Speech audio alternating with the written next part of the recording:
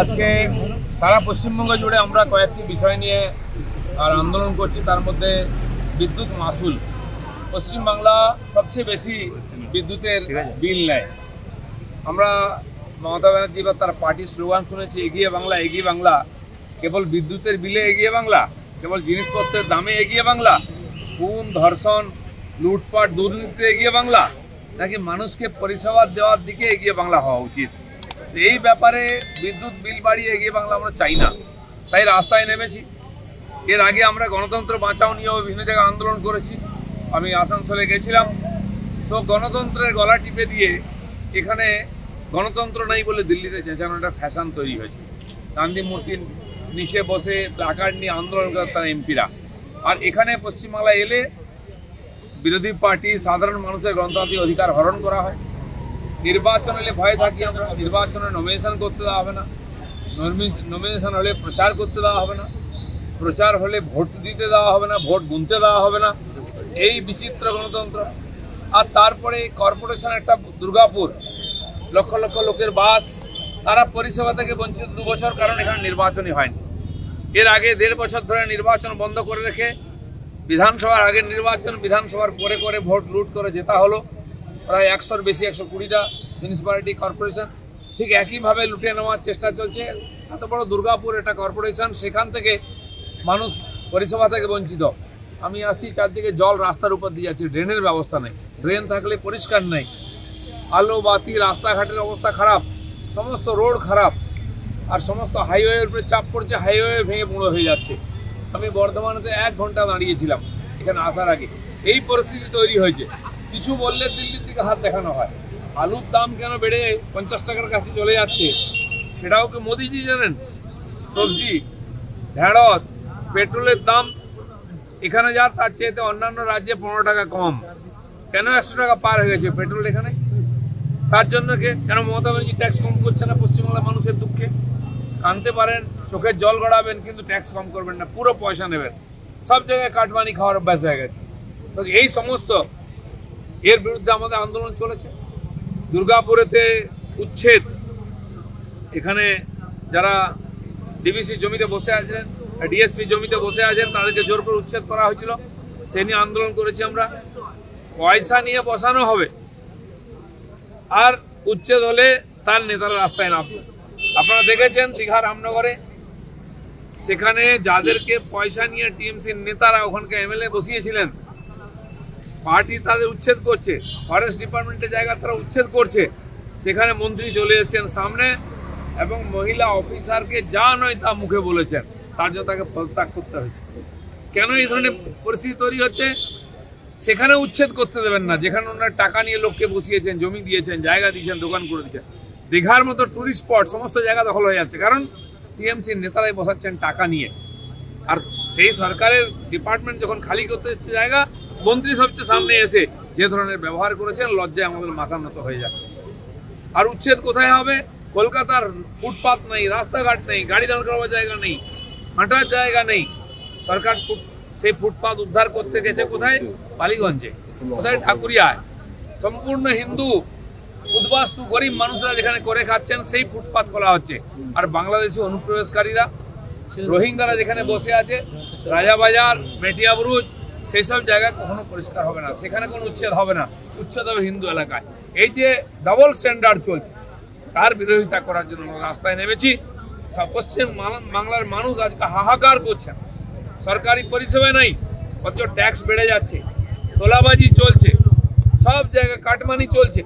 Flat কিনতে যান কলকাতা আশপাশে এবং সমস্ত বড় শহরে আজকে ফিক্স হয়ে গেছে, প্রতি স্কোয়ার ফুটে পুলিশ 100 টাকা নেবে, নেতা 100 টাকা নেবে, কাউন্সিলর 100 টাকা নেবে। তারপরে প্রথম 300 টাকা দেওয়ার পরে আপনাকে ফ্ল্যাট কিনতে যেতে হবে। সেই জন্য প্রতি স্কোয়ার ফুটে 500 টাকা বাড়িয়ে দিয়েছে। সে দেবে কোথেকে? কন্ট্রাক্টর।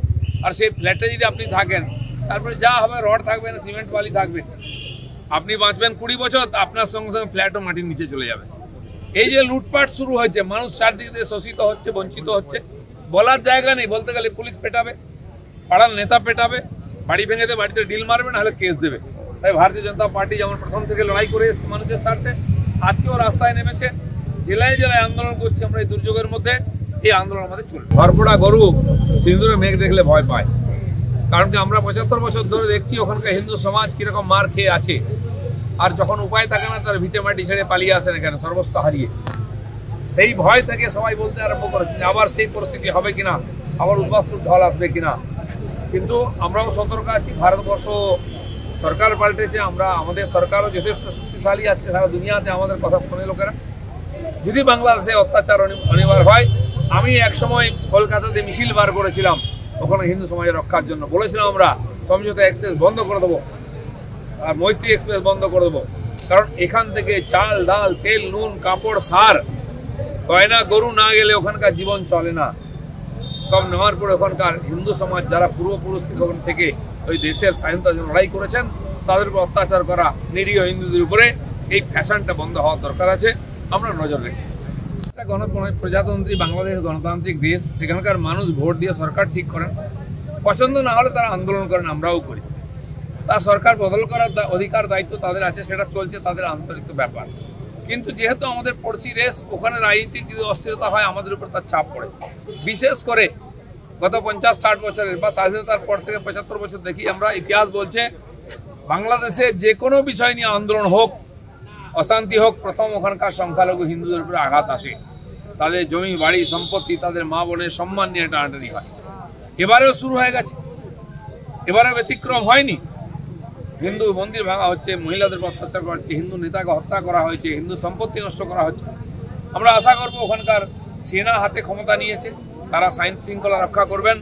ওখানকার হিন্দু সমাজ ভয়ের মধ্যে আছে। আমার সঙ্গে বহু লোকের কথা হয়েছে যারা পরিচিত আসেন, তারা ঘর বাড়ি বন্ধ করে আছেন, কিন্তু কখন কী হবে কেউ জানে না। আমি আশা করব ওখানকার হিন্দুরা যারা ওই দেশের স্বাধীনতার জন্য তাদের পূর্বপুরুষ প্রাণ দিয়েছেন, বাংলার স্বাধীনতার জন্য লড়াই করেছেন, প্রাণ দিয়েছেন, জয় বাংলা স্লোগান দিয়ে ঝাঁপিয়েছেন, তারা তাদের অধিকার নিয়ে নিজের পূর্বপুরুষের জমিতে নিজের দেশে থাকবেন, সেই ব্যবস্থা ওখানকার সরকার করবে।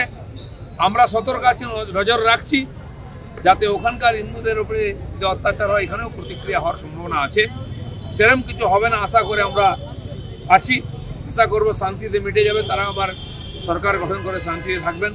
কিন্তু মজার ব্যাপার, ওখানে ছাত্র আন্দোলন শুরু হতেই এখানকার যে পার্টিগুলো স্টেটমেন্ট দিয়েছিল, মমতা ব্যানার্জি প্রথমেই বলেছিলেন যদি চলে আসেন আমরা জায়গা দেবো। আজ উনি কি বলছেন, কেউ কিচ্ছু বলবেন না।